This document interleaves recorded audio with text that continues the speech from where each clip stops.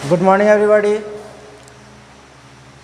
सबसे पहले जो आपके लिए नोटिस है वह कि आप हमारे स्कूल ने एग्ज़ाम लेने का फ़ैसला किया है आपका, तो वो जो है 2 जुलाई से स्टार्ट होगा और सभी क्लासेस का होगा अलग अलग डेज पे। और उसके लिए जो है आपको घर बैठे आपका एग्ज़ाम होगा, पहले बताया मैंने और फिर रिपीट कर रहा हूँ एक बार। तो उसके लिए आपको आपका जो व्हाट्सएप नंबर है आपके पेरेंट्स का, जिनका भी है घर में, वो नंबर अविनाश सर से शेयर करेंगे, तब आप एग्ज़ाम में अपीयर हो पाएंगे। ठीक है, और इसको सीरियसली लेना है क्योंकि आज जो है आपका 27 है और 2 से आपका एग्ज़ाम स्टार्ट होने वाला, 2 जुलाई से, ध्यान रखना है। चलिए हम लोग का रिवीजन क्लास चल रहा था। सेकंड चैप्टर जो है आपका द नॉर्दर्न प्लेन्स, जिसके बारे में हम लोग चर्चा कर रहे थे। जो मुख्य बातें हैं कि द मोस्ट फर्टाइल रीजन है, लैंड है, ठीक है, और प्रेजेंस ऑफ रिवर बेसिन की वजह से, ठीक है, main rivers and their tributaries make the land very fertile. ठीक है, बहुत सारे जो स्टेट्स इसमें आते हैं नॉर्दर्न प्लेन्स में, उसमें आपका पंजाब, हरियाणा, दिल्ली, उत्तर प्रदेश, बिहार, झारखंड, वेस्ट बंगाल, असम, त्रिपुरा, और सब स्टेट्स की अपनी अलग अलग खासियत है। ठीक है, इनका जो कॉमन चीज़ें हैं वो है कि इनका मेन ऑक्यूपेशन जो है वो एग्रीकल्चर है, और भी बहुत सारी चीज़ें हैं, खासियत, अलग अलग खासियत है। भाषाओं अलग अलग भाषाएं हैं, विभिन्न भाषाएं बोली जाती है। रिवर्स भी अलग अलग फ्लो करते हैं।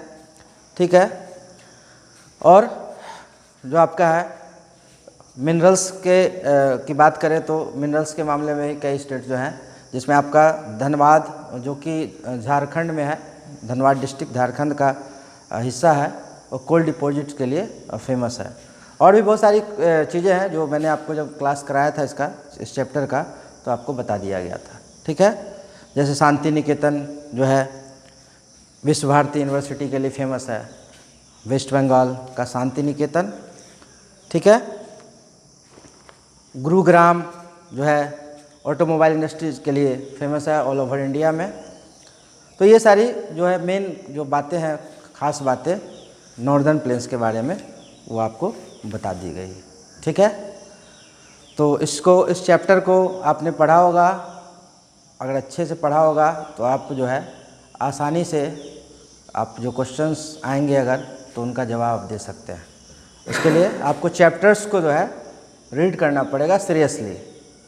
ठीक है, क्वेश्चन आंसर रटने के चक्कर में ना रहें, चैप्टर्स को रीड करें और उसके एक एक पॉइंट को ध्यान से पढ़ें। ठीक है,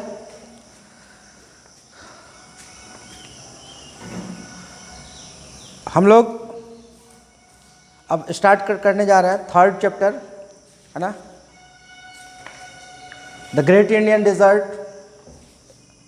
इसको भी रिवाइज करना है। ऑलरेडी ये चैप्टर्स आपको पता है, पढ़ाए जा चुके हैं।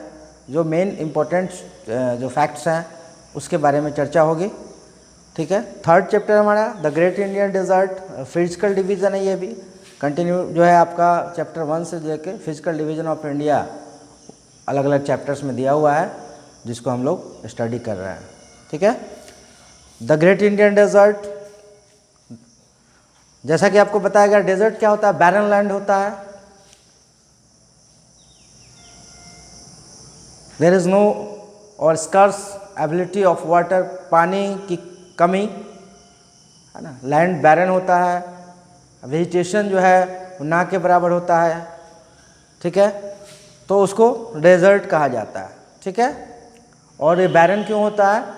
क्योंकि देयर इज़ नो रेनफॉल और स्कैंटी, ठीक है, रेनफॉल इज सो स्कैंटी, ना के बराबर वर्षा होती है इस क्षेत्र में, इसीलिए यह इस परिस्थिति बनती है। यह लैंड जो है वो बैरन हो जाता है और डेजर्ट कहलाता है, मरुस्थल कहलाता है। यू नो,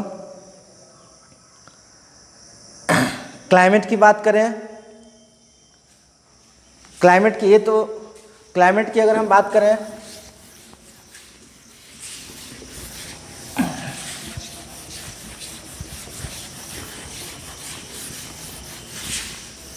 चैप्टर 3 है आपका, ध्यान रखेंगे। चैप्टर 2 के बारे में थोड़ी सी बातें करनी थी, वो मैंने आपको बता दी। हाँ, चैप्टर 3 की बात कर रहे हैं, द ग्रेट इंडियन डेजर्ट।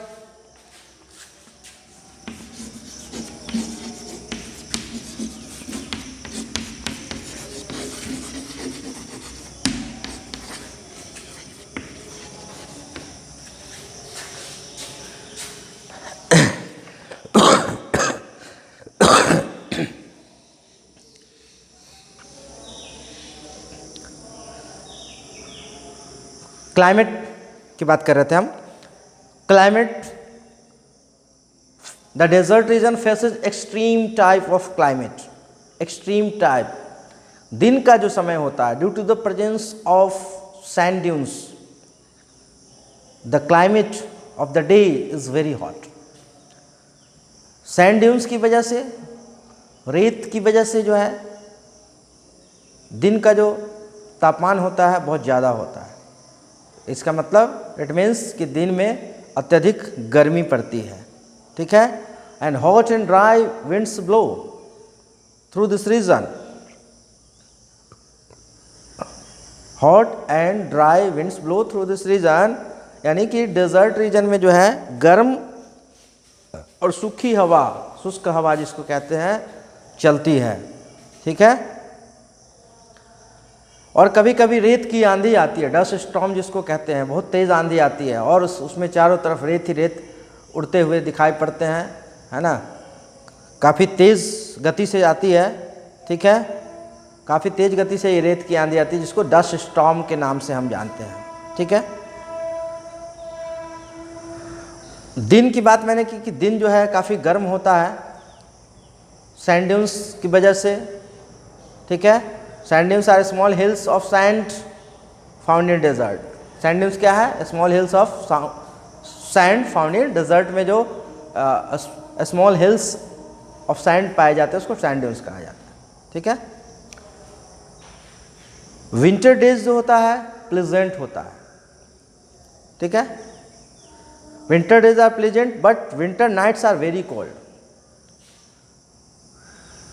सर्दी के मौसम में यानी विंटर सीजन में जो है दिन का समय बहुत अच्छा होता है ना, बहुत ही बढ़िया होता है, बेहतर होता है, लेकिन रातें जो होती है वो काफ़ी ठंड हो जाती है डेजर्ट रीजन में, ठीक है। तो ये इसके क्लाइमेट की बात की हमने। वाटर, मुख्य बात डेजर्ट की जैसे ही बात करेंगे तो हमारे दिमाग में एक बात आएगा कि डेजर्ट यानी बैरन लैंड। बैरन लैंड क्यों होता है? ड्यू टू स्कैंटी रेनफॉल, वर्षा कभी कभार होती है जिसकी वजह से लैंड बैरन होता है। तो जाहिर सी बात है वेजिटेशन के लिए वाटर का होना बहुत ज़रूरी है। पानी अगर उपलब्ध नहीं है तो पेड़ पौधे ग्रो नहीं कर सकते हैं, ये बातें आप अच्छी तरह जानते हैं। तो पानी यहाँ उपलब्ध नहीं है और है भी तो बहुत कम मात्रा में, ठीक है। अगर जो भी पानी है भी प्रेजेंट तो वो सफिशिएंट नहीं है इरिगेशन के लिए या वेजिटेशन के लिए, सफिशिएंट नहीं है ना। एकमात्र रिवर है इस रीजन में लूनी रिवर, हमारे थार डेजर्ट में, ग्रेट इंडियन डेजर्ट जिसका दूसरा नाम थार डेजर्ट है, उसमें एकमात्र नदी, एकमात्र रिवर लूनी रिवर है ना। वो भी सीजनल रिवर है। जब तेज़ बारिश हुई तो उसमें पानी भर गया, उसके बाद फिर सूख जाता है, वो नदी जो है सूख जाती है, ठीक है। और ये रेत में तब्दील हो जाती है, नदी सूख जाती है और वहाँ पे रेत ही रेत नज़र आते हैं, ठीक है, सैंड नज़र आते हैं। वेजिटेशन पॉसिबल नहीं है।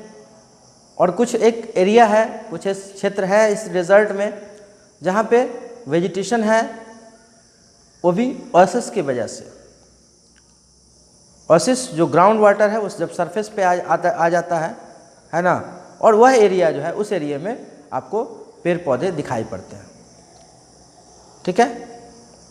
और इस एरिया में पीपल जो है लिव करते हैं, परमानेंटली रहते हैं, बसते हैं, यहाँ पे लोग रहते हैं, लोग बसते हैं इस रीजन पे due to the presence of oasis.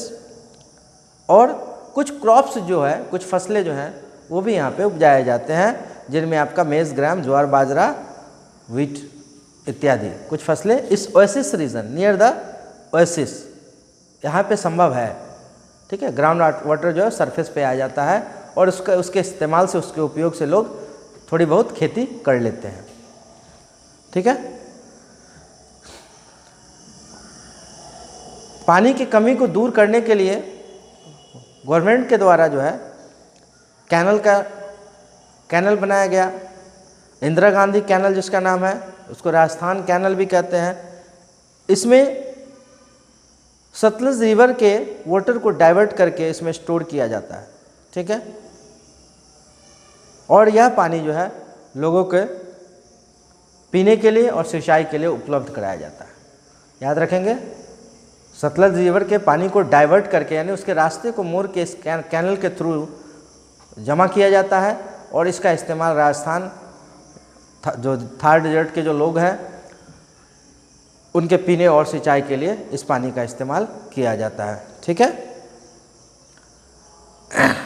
और बैरन लैंड, जो भी लैंड अगर बैरन होता है तो उसका एकमात्र सबसे बड़ा रीज़न जो होता है, सबसे बड़ा कारण क्या होता है? Cutting down of trees in a large number, बड़े पैमाने पे पेड़ पौधों की कटाई, यही मुख्य कारण है भूमि को बंजर बनाने का, भूमि को बैरन बनाने का, लैंड को बैरन बनाने का। ठीक है, डिफॉरेस्टेशन भी जिसको हम कहते हैं, cutting down of trees is known as deforestation. ठीक है, लाइफ की बात करें, life in the desert, Rajasthan is largest state,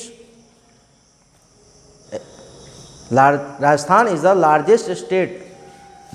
जानते हैं हम लोग, आप लोग भी जानते हैं अच्छी तरीके से कि राजस्थान जो है भारत का सबसे बड़ा स्टेट है क्षेत्रफल की दृष्टि से, सबसे बड़ा स्टेट है क्षेत्रफल की दृष्टि से, और सबसे बड़ा स्टेट है जनसंख्या की दृष्टि से, वो है उत्तर प्रदेश आपका। तो इसको ध्यान रखना है, जानते हैं तो बहुत अच्छी बात है, नहीं तो जानना है कि Rajasthan is the largest state, है ना।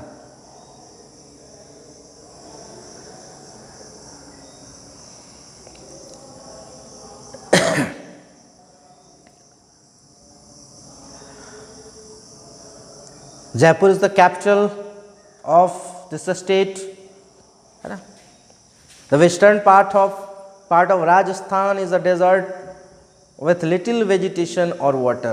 The soil here is sandy soil होने की वजह से जो है वेजिटेशन बहुत कम होता है ना। सैंडी सॉइल का जो नेचर है वो पानी को, वाटर को एब्जॉर्ब नहीं कर पाता है, जिसकी वजह से जो है वह यहाँ पे पेड़ पौधे ना के बराबर होते हैं। कुछ खास किस्म के ही पेड़ पौधे यहाँ पे उत्पन्न होते हैं, ग्रो करते हैं। Jowar, bajra, maize, wheat, oil seeds major crops grown in Rajasthan. कुछ माइंस यहाँ पे मौजूद हैं। Mica, copper, zinc, sandstone, marble are in plenty in Rajasthan, है ना। माइंस, खान जिसको कहा जाता है, पहले भी आपको बताया गया है। माइंस यानी खान, ये चीज़ें जो है डिपॉजिट्स यहाँ पे हैं, यहाँ पे उपलब्ध हैं, प्रचुर मात्रा में उपलब्ध हैं।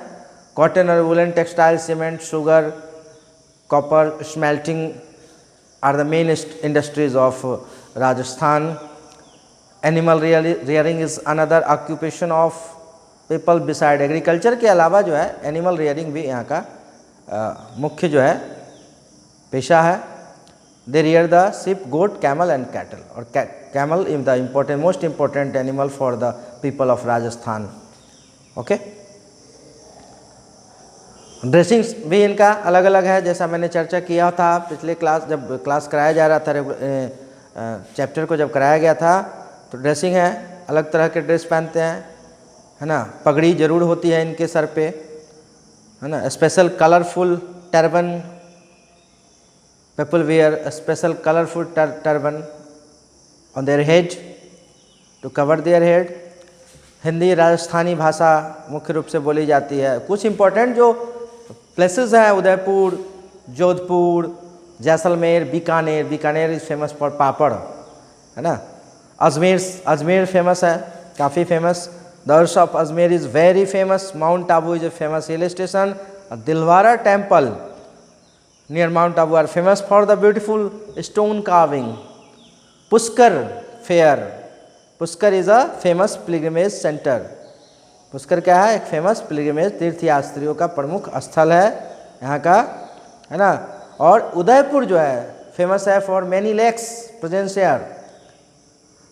There are many lakes present in Udaipur, so Udaipur is called the city of lakes. Udaipur को सिटी ऑफ लेक्स भी कहा जाता है, झीलों का शहर। Handicrafts of Rajasthan are famous all over the world.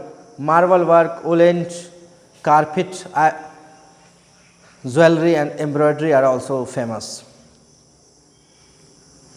ठीक है, तो जो इस चैप्टर के अंदर जो मेन फैक्ट्स हैं, जो इम्पोर्टेंट बातें हैं, इम्पोर्टेंट टर्म्स हैं, वह कि हमारे भारत का फिजिकल डिवीज़न जो है उसका यह part, the great Indian desert, यह भी एक प्रमुख हिस्सा है। खासकर जो डेजर्ट रीजन है वो राजस्थान और कुछ गुजरात का हिस्सा जो है वो भी पड़ता है डेजर्ट रीजन। बैरन लैंड होते हैं, scarcity of water, sand dunes are present, very little vegetation, and vegetation is possible the area, the region near oasis. Okay, the largest canal, Indira Gandhi Canal, is present in this state. That water is used for drinking and irrigation for the people of Rajasthan. During summer the day is very hot and nights are comparatively cool. In winter days are pleasant and nights are cold. ठीक है, extreme cold. In winter season days are pleasant but nights are very cold. ठीक है, occasional rainfall यहाँ पे होती है। Only one river present in this state is Luni river, that is a seasonal river.